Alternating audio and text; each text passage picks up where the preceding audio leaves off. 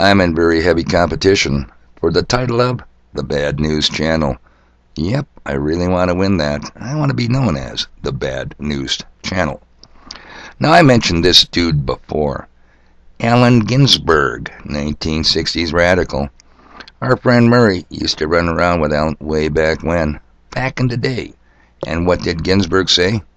We'll get you through your children. Team Evil operates an incredibly efficient and massive war machine. Team Evil is on track to complete their goals. Team Evil is the light at the end of the tunnel that so many people hope for. Watch what you hope for, people.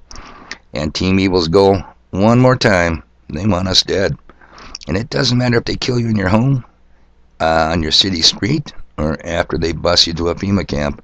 They don't want prisoners. They want a body count. I scream this from the wall. Few listen, even fewer believe. They scoff and mock me. Well, that hurts my one feeling. Team Evil tells you. They have to tell you. And few listen, even fewer believe. And that really amazes me. They don't even believe the truth when Team Evil issues it. My fellow Americans hold a very dangerous mindset. They are in serious denial. So today, let's start out talking about Jacques. And it won't be the underwater explorer as in Jacques Cousteau. Nope, this Jacques is very different. Are we ready then? Because I'm just getting started. Oh, it's Friday the 13th, TGIF. Ooh, the spooky 13th. January 2023, or the year 322. Cool. Today's Jacques is Jacques de Molay. Ring any bells, people? You listening, Dan the Mason? He knows. Ever hear of de Molay International? It's an international fraternal organization of young men ages 12 to 21, founded in Kansas City, Missouri back in 1919 and named after Jacques de Molay. And who was Jacques de Molay? The last Grand Master of the Knights Templar. That's it. De Molay teaches the young minds about the principles of equality, fraternity, and of course, liberty. They will get you through your children. I got a couple of sound bites queued up for y'all people. Here we go. They don't. Forget it about the Templars. They were great guys and all that. Forget about it. Just forget about it. They were bastards.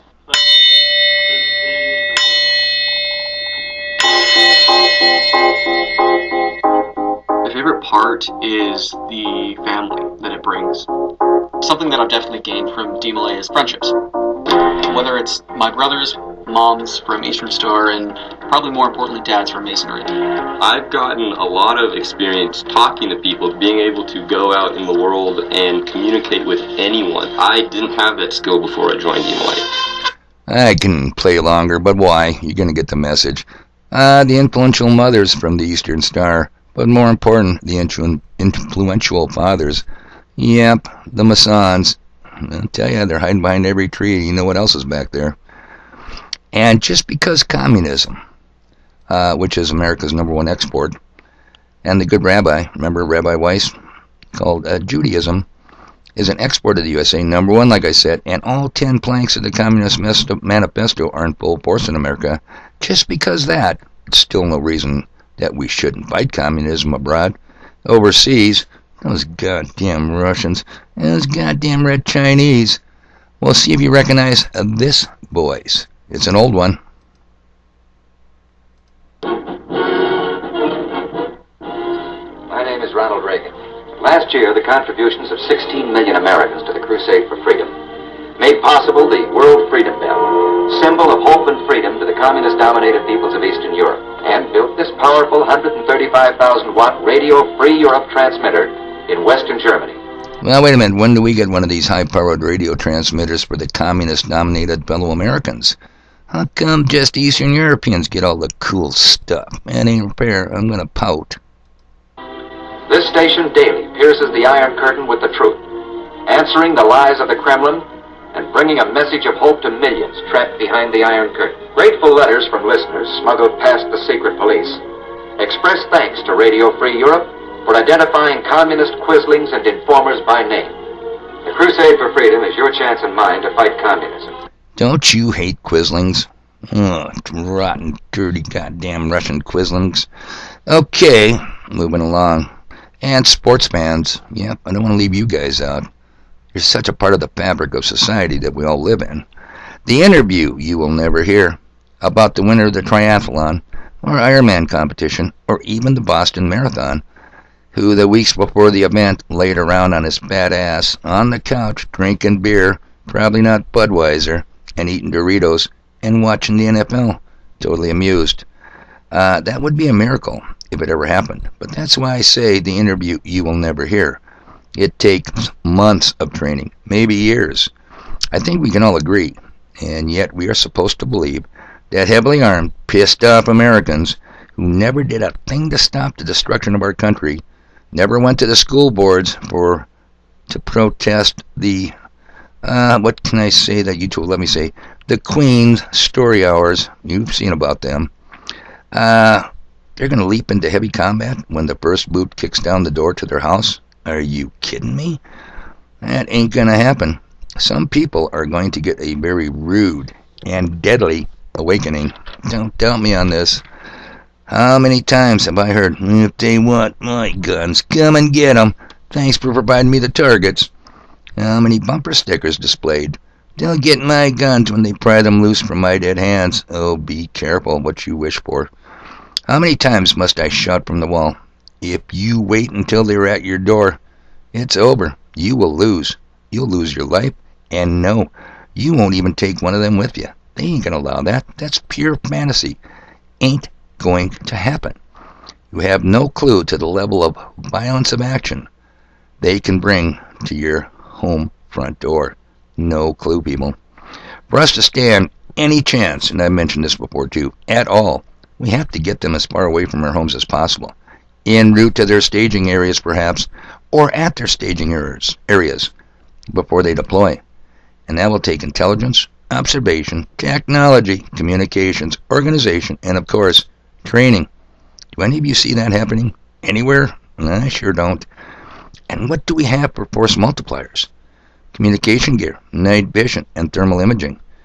I'm going to hazard a guess, damn little, if any. Yet, I have watched thousands, might have even participated in some of that, thousands of dollars pissed away in e-tabs, pull tabs, casino trips, and lotteries. The force multiplier tech is available, but expensive, yet no one has the money to buy it. That is some screwed up priorities, I guess. So, even if we won a minor conflict, a minor skirmish, we caught them off guard, we will still have to run the what about list. You know the list. What are we going to do about the drones, the attack helicopters, the MRAPs? What are we going to do about something as minor as up-armored Humvees? And there's a shitload of them running around on the roads. It will be fast and furious, people. Violence of action. Violence of action, you just have no idea what I mean when I'm saying that, I fear. Violence of action, and not too many of my fellow Americans are even giving this a second thought. I found a second witness because it's biblical. You don't want to take my word for it, huh? Take it from a trainer of the technologies you know very little about. Just going to play a little bit here. Here we go. Hope the volume's up. It's coming into full scale right now. I hear things like even the mocking and scoffing of, the true legitimate threat of the Russian and Chinese kinetic invasion of the U.S. mainland. We were talking off air. It's closer than what you could ever imagine. It's going down in real time. And it will not be turned back no matter how much you think you're owed, because America has sent out more missionaries than any other country. Like, I've heard all these same quips over and over and over again. And the governmental overreach and the imposition of full-on tyranny with the social credit score based with the security forces and the intelligence apparatus and the metadata mining and the threat fusion centers in the U.S. homeland is not something to mock and scoff at either. So when you hear this language like, let them come and take it, or let them do this, or blah, and I'm like, just so people know, for a guy like me, a guy like Wrecker, other guys that we're all familiar with, that we have mutual friends of, guys like us, you don't understand how we're trained.